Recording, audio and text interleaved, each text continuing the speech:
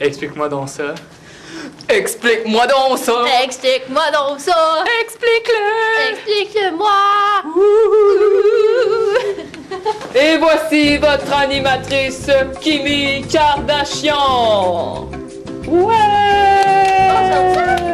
Bonjour! Aujourd'hui à l'émission, nous recevons les Mapuches du Chili!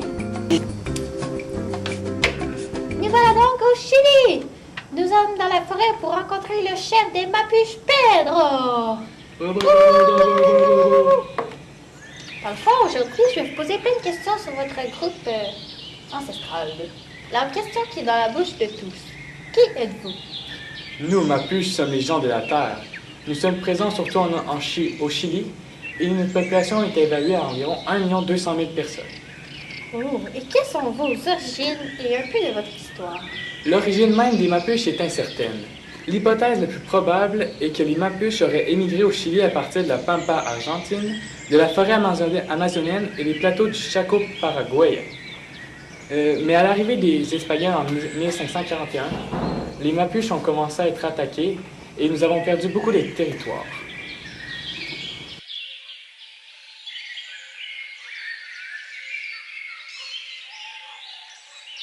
Quel pays et localisation vous suivez-vous le plus? Eh bien, nous sommes en Argentine, environ 200 000, mais la majeure partie de notre population est au Chili, évaluée à 1 200 000, comme j'ai dit plus tôt. Ah, parfait!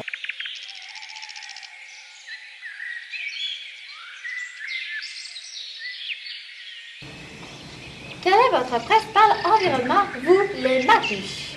Nous, Mapuches, vivons au milieu d'une nature relativement accueillante, avec des lacs, des plantations de pins, d'eucalyptus, de collines verdoyantes, mais à l'hiver, on vit dans un climat très rude.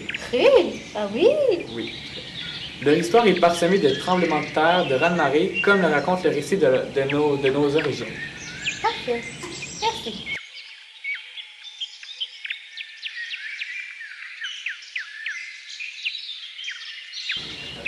Quel est votre mode de vie? Êtes-vous sédentaire ou nomade? Est-ce que vous cueillez ou vous chassez? Eh bien, nous sommes une société patriarcale et nous, hommes, travaillons dans les champs et nous gardons les troupeaux. Tandis que les femmes s'occupent des tâches ménagères, elles prennent soin des enfants et ça... Ouais. C'est très discriminatoire pour les femmes. Non, les femmes s'occupent des enfants.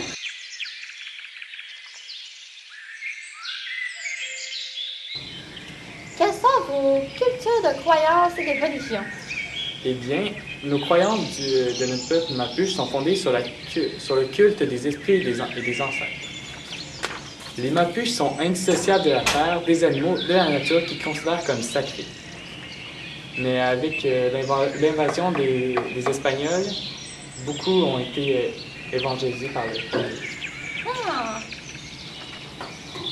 Quelle est la culture des groupes Mapuches? Eh bien, nous avons plusieurs mythes, mais les plus importantes sont la légende de Trentin Bilu, le spirit Pilan, le spirit Nigen, le Calcu et plusieurs autres. Le calcul. Eh oui. Nous recevons une deuxième invitée aujourd'hui, la femme des chefs des Mapuches. La femme des chefs des Mapuches, la femme des chefs des Mapuches. Bonjour. Bonjour. Aujourd'hui, nous nous intéressons sur vos revendications de votre groupe. Alors, oui, l'État a remis des tituloses de Merced aux Mapuches, donc nous. Le thème Merced, c'est comme un titre de propriété. Alors, théoriquement, la loi disait que les familles Mapuches recevraient le territoire correspondant à l'espace qu'ils occupaient.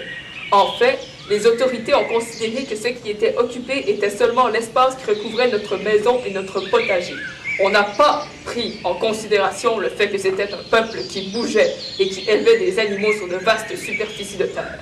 Nous avons deux types de revendications. D'abord, celle qui s'appuie sur des documents attestant la propriété, les tituloses des Merced que je parlais plus tôt, que l'État chilien a délivré aux Mapuches. Nombreux gros propriétaires fonciers voisins des terres Mapuches ont fait bouger l'enclos d'une quinzaine de mètres et se sont ainsi appropriés plusieurs dizaines d'hectares.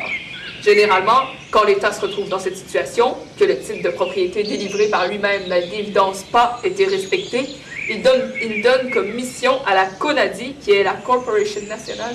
Ah non, c'est pas ça, c'est la Corporation Nationale de Développement Indigène, d'acheter des terres et les remet gratuitement aux Mapuches. Gratuitement? Gratuitement. Les militants Mapuches revendiquent...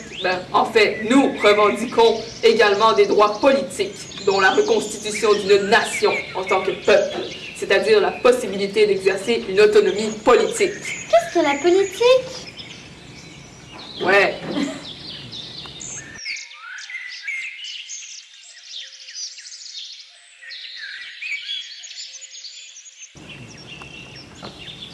Quels sont vos moyens pour revendiquer?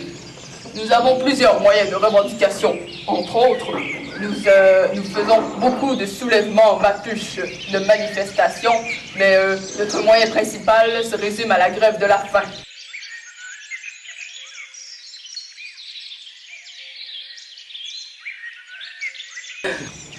Alors, si nous traçons un parallèle avec les Autochtones du Québec et les Mapuches du Chili, les autres, ils vivent de chasse et de pêche, comme les Autochtones au Québec.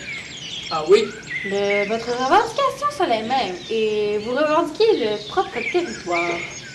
Ils privilégient l'agriculture et l'élevage comme source d'alimentation, comme les Amérindiens. Leur culture est composée de traditions orales, en particulier comme nos Amérindiens. Oui. Leur conduite sociale est régie par des traditions ancestrales comme nos Autochtones du Québec. Et c'est tout? Non, la langue des Mapuches est le Mapudungun Mapumnungun, ça c'est notre langue. et le Mapudungun, tandis que les Inuits font partie de la famille linguistique des langues esquimaux-aléoutes du Québec. Effectivement. Ils pratiquent un sport qui ressemble au hockey avec des bâtons arrondis. Au Québec, Ça, ils c'est participent fun. plus à la crosse. Oh, À la crosse. la crosse. Leur chef s'appelle Gran Toki, que ici, on l'appelle Grand Chef. Grand chef. Des percussions sont utilisées dans les cérémonies religieuses dans les deux camps et leurs croyances sont fondées sur des cultes des esprits des ancêtres. Aucun panthéon est à leur actif comme nos communautés au Québec. Vous n'avez pas de panthéon. Non, les panthéons, c'est pour les faibles. Alors, en conclusion à notre émission d'aujourd'hui, avec une génération d'étudiants mapuches estimée à 2000 dans les universités publiques et privées de Tamuco et quelques centaines d'autres sur les campus de Concepción, de Valdivia, d'Osorno et de Puerto Monte, les images préconçues des mapuches, pauvres petits paysans chiliens, seront rompues. Unis à une classe moyenne d'intellectuels, ces jeunes forment une génération montante, puissante, vu leur niveau d'éducation qui permettra à la population mapuche de prendre du pouvoir politique afin de mieux défendre leurs idéaux et de mieux développer l'économie mapuche. Oh, oh, oh, oh. De l'argent, de l'argent! Merci d'avoir été avec nous. On se rejoint la semaine prochaine pour aller rencontrer Des ma sœur, Chloé Kardashian. Ouais.